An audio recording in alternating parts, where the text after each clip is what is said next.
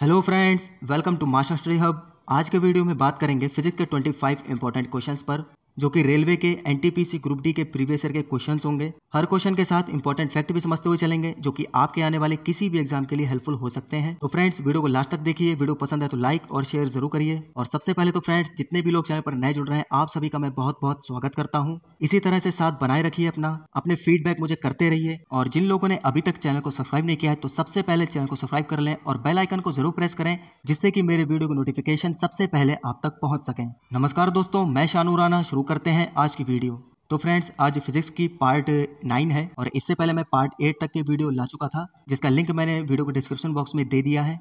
Question number 1 है, किसी निकाय को एक समान वृत्तीय गति से चलाने में लगने वाले आवश्यक नियत बल को कहा जाता है।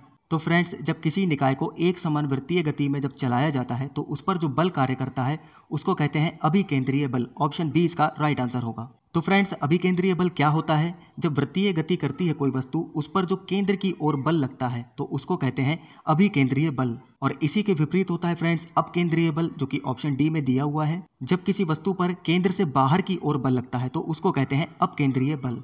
तो फ्रेंड्स, इन दोनों बलों में कोई भी कंफ्यूजन नहीं रखना है। और ये क्वेश्चन फ्रेंड्स आप लोग देख सकते हैं, जो कि 2018 के एग्जाम में, ग्रुप डी के एग्जाम में पूछा गया है।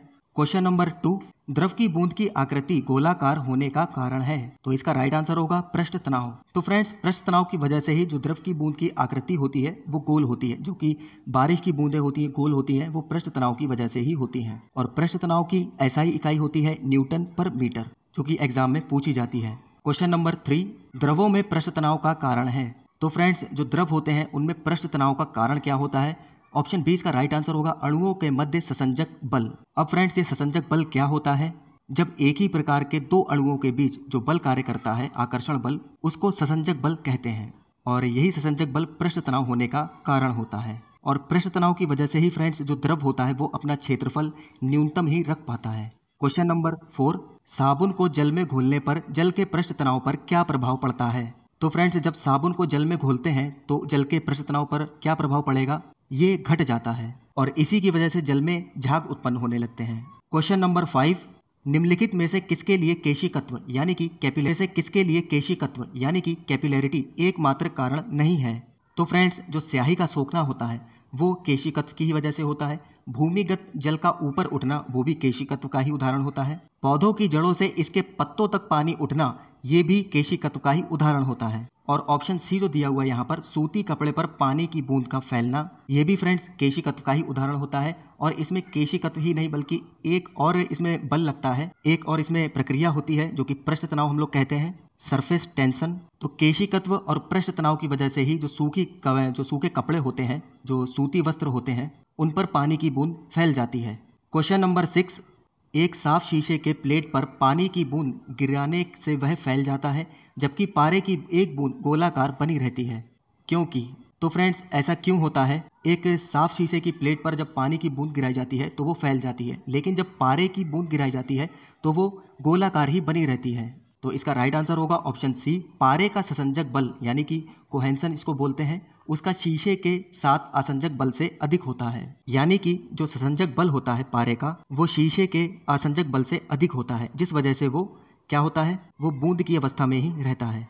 क्वेश्चन नंबर 7, बर्फ समेत एक कांच के गिलास के बाहरी तल पर जल बिंदु दिखते हैं, क्योंकि तो फ्रेंड्स, क्वेश्चन में ये पूछा जा रहा है, जब भी किसी ग्लास में बर्फ का पानी लेते हैं तो उसमें क्या होता है, उसकी बाहरी जो सतह होती है ग्लास की, वो भी गीली हो जाती है। ये किस वजह से होता है? वायु की नमी जो होती है वो गिलास के ठंडे तल के संपर्क में आकर जल की बूंद के रूप में घनीभूत होती है। ऑप्शन बी इसका राइट आंसर होगा। जो फ्रेंड्स, जो वायु की जो नमी होती है वो गिलास के ठंडे तल में अपना संपर्क बना लेती है और उसमें मिल जाती है, जिससे क्या होता है कि जो उसकी बाहरी सतह होती है गिलास की, उसमें जल की बूंदें हो जाती हैं। क्वेश्चन नंबर 8, स्वचालित वाहनों में प्रयुक्त द्रव चालित ब्रेक किसका सीधा प्रयोग है? तो इसका राइट आंसर होगा ऑप्शन बी, पास्कल के नियम का। पास्कल का नियम फ्रेंड्स एक फ्रांस के वैज्ञानिक थे जिनका नाम था ब्लेस पास्कल। इन्होंने ही पास्कल का नियम दिया था, जो कि द्रव के ऊपर जो लगने वाला बल होता है उसकी व्याख्या करता है। पास्कल का नियम जो कि द्रवों के प्रवाह से संबंधित नियम होता है। और इसके 2 उदाहरण और हैं, जैसे कि हाइड्रोलिक लिफ्ट, हाइड्रोलिक प्रेस, ये पास्कल के नियम के उदाहरण हैं। क्वेश्चन नंबर 9, वायु में प्रचक्री क्रिकेट बॉल के दोलन की व्याख्या की जा सकती है? जो कि ये क्वेश्चन फ्रेंड 2008 में आ चुका है। इसका राइट आंसर होगा ऑप्शन ए, बर्नौली के प्रमेय के आधार पर। एक स्विस के वैज्ञानिक थे जिनका नाम था डेनियल बर्नौली। इन्होंने ही 1738 में बर्नौली का एक नियम दिया था। बर्नौली का जो प्रमेय होता है फ्रेंड्स, ये जो द्रवों के जो एक रेखीय प्रवाह होता है उसकी व्याख्या करता है और जो कि ऊर्जा संरक्षण के नियम पर कार्य करता है। बर्नौली के नियम के ही वजह से वायु सकती है। क्वेश्चन नंबर 10, जब कोई लड़का रेलवे स्टेशन पर जिस ओर से गाड़ी आ रही है उसी के विरोधी दिशा में खड़ा है और गाड़ी की गति बहुत ही तेज है, तो लड़का के साथ क्या हो सकता है? तो फ्रेंड्स यहाँ पर क्या होगा, जो लड़का होगा वो गाड़ी की ओर खींचेगा। ऑप्शन बी इसका राइट आंसर होगा। फ्रेंड्स यहाँ पर क्या होता है कि जो वस्तु होती है वो कम दाब वाले क्षेत्र की ओर से अधिक दाब जहाँ से लगता है उधर की ओर एक बल का, एक फोर्स का अनुभव करती है और इसकी वजह से गाड़ी जो होगी वो लड़के को अपनी तरफ खींच लेगी। क्वेश्चन नंबर 11, एक पिंड किसी द्रव में तैर रहा है। पिंड और द्रव का घनत्व बराबर है। अगर पिंड को नीचे की ओर छोड़ दिया जाए तो क्या होगा? तो फ्रेंड्स इसका राइट आंसर होगा ऑप्शन डी। तो पिंड को जहां छोड़ा जाएगा वो वहीं पर रहेगा। मान लीजिए कोई पिंड जो है वो द्रव में तैर रहा है और पिंड का और द्रव का जो घनत्व है वो बराबर है, तो पिंड को द्रव के नीचे की ओर अगर जाकर छोड़ते हैं तो पिंड वहीं पर रुक जाएगा, वहीं रहेगा जहां उसको छोड़ा जाएगा। अगर वस्तु का द्रव जो होता है वो जो द्रव के घनत्व से कम होगा तो वह तैरती रहेगी। यहाँ पर समान द्रव घनत्व है। क्वेश्चन नंबर 12, निम्नलिखित में असत्य कथन कौन सा है? तो यहाँ पे राइट आंसर जो होगा ऑप्शन सी वाला होगा। पारा जो होता है ये पानी पर तैरता है। बाकी के जो फ्रेंड्स होंगे ये सारे राइट होंगे। लोहा पानी में डूब जाता है, लकड़ी पानी में तैरती है, लोहा भी पारे पर तैरता है। ऑप्शन सी इसका राइट आंसर होगा। पारा जो होगा फ्रेंड्स ये पानी पर तैरता नहीं है। पारे का जो घनत्व होता है फ्रेंड्स वो द्रवों में सबसे ज्यादा होता है और जब इसका घनत्व ज्यादा होगा तो वो द्रव के अंदर ही डूब जाएगा। क्वेश्चन नंबर 13, सिरे तक पानी से भरे गिलास के अंदर एक बर्फ का टुकड़ा तैर रहा है।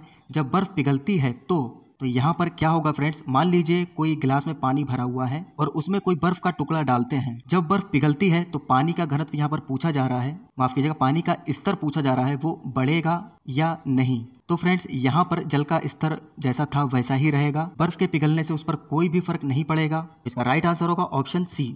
क्वेश्चन नंबर 14, किस तापमान पर जल का घनत्व अधिकतम होता है? तो फ्रेंड्स ये क्वेश्चन आप लोग देख रहे होंगे, जो इसका राइट आंसर होगा ऑप्शन बी। 4 डिग्री सेंटीग्रेड पर जल का घनत्व अधिकतम होता है। क्वेश्चन नंबर 15, जब एक झील की सतह पर जल जमने जा रहा है तो इसके तल पर पानी का तापमान क्या होगा? तो फ्रेंड्स यहाँ पर ये कहा जा रहा है, मान लीजिए कोई झील है और उसके तल पर क्या हो रहा है, बर्फ जमने जा रही है, तो उसकी सतह पर अंदर का पानी का क्या होगा, उसका तापमान वो 4 डिग्री सेंटीग्रेड ही होगा। तो इसका राइट आंसर होगा ऑप्शन सी। फ्रेंड्स झील का पानी जो होता है वो ऊपर सतह पर जमता है, उसके अंदर की निचली सतह पर नहीं जमता है और जिसकी वजह से मछलियां भी जीवित रहती हैं। क्वेश्चन नंबर 16, मछलियां जमे पानी की झील में जीवित रह सकती हैं क्योंकि?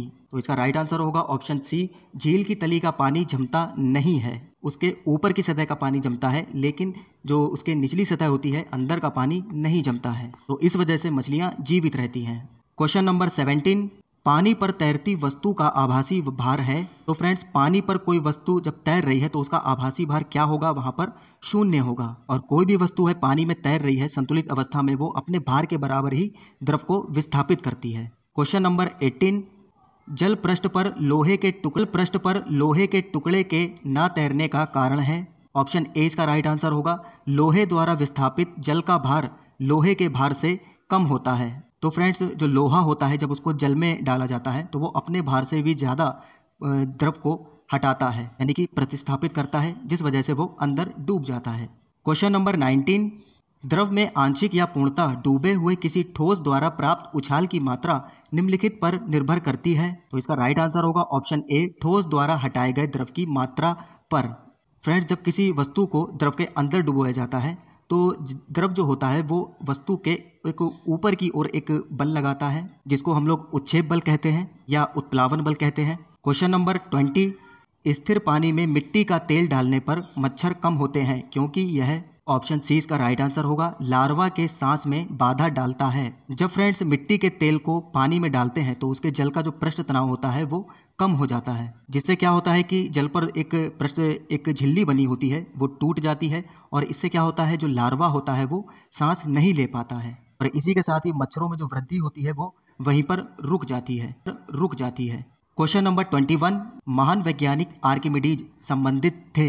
ऑप्शन डी इसका राइट आंसर होगा। जो आर्किमिडीज थे ये ग्रीस से थे और इन्होंने ही एक आर्किमिडीज का अपना सिद्धांत दिया था, जो कि कहता है कि जब कोई वस्तु किसी द्रव में पूरी अथवा आंशिक रूप से द्रव में डुबोई जाती है तो उसमें क्या होता है, उसके भार में आभासी एक कमी आती है, यानी कि उसके भार में कमी हो जाती है और उसके भार में जो कमी आती है उस वस्तु के, वो वस्तु द्वारा हटाए गए द्रव के बराबर होती है। क्वेश्चन नंबर 22, उत्प्लावी बल निर्भर करता है विस्थापित तरल के भार पर। ऑप्शन डी इसका राइट आंसर होगा। उत्प्लावी बल जिसे उत्क्षेप बल भी कहा जाता है, जो कि आर्किमिडीज ने दिया था। Question number 23, law of floating सिद्धांत की खोज किसने की थी? तो इसका राइट आंसर होगा ऑप्शन डी, आर्किमिडीज ने की थी। लॉ ऑफ फ्लोटिंग क्या होता है फ्रेंड्स? जो कि प्लवन का नियम कहते हैं और इस सिद्धांत की खोज आर्किमिडीज ने की थी, जिसके बारे में हम लोग ऊपर के क्वेश्चन में देख चुके हैं। क्वेश्चन नंबर 24, यदि किसी झील के तल से ऊपर आते बुलबुले के आयतन में वृद्धि होती है तो उस बुलबुले पर लगने वाला दाब क्या होगा? ऑप्शन ए इसका राइट आंसर होगा। क्वेश्चन नंबर 25, आज का लास्ट क्वेश्चन, निम्नलिखित में असत्य को चुनें। तो फ्रेंड्स इसमें से गलत ऑप्शन चुनना है। तो ऑप्शन ए है हर्ट्ज फ्रीक्वेंसी की मापन इकाई होती है, ये राइट होता है। केल्विन तापक्रम मापन की इकाई है, ये भी सही है। बेल वातावरणीय दबाव मापन की इकाई है, ये फ्रेंड्स गलत है। ओम विद्युत प्रतिरोध का मापन इकाई होती है, तो ये भी सही है। तो ऑप्शन सी इसका राइट आंसर होगा। बेल जो होती है फ्रेंड्स ये वातावरणीय दबाव मापन की इकाई नहीं होती है। बेल जो होती है ये ध्वनि की तीव्रता मापने की इकाई होती है। तो फ्रेंड्स ये थे आज के 25 क्वेश्चन, जो कि रेलवे के प्रीवियस ईयर के क्वेश्चन में से लिए हुए थे। वीडियो कैसी लगी आप लोग मुझे फीडबैक करके फ्रेंड्स ज़रूर बताएं और इसी तरह से साथ बने रहिए, साथ जुड़ते रहिए, मेरा मोटिवेशन बनाए रखिए। मिलते हैं नेक्स्ट वीडियो में नए क्वेश्चन के साथ, नई वीडियो के साथ। जय हिंद।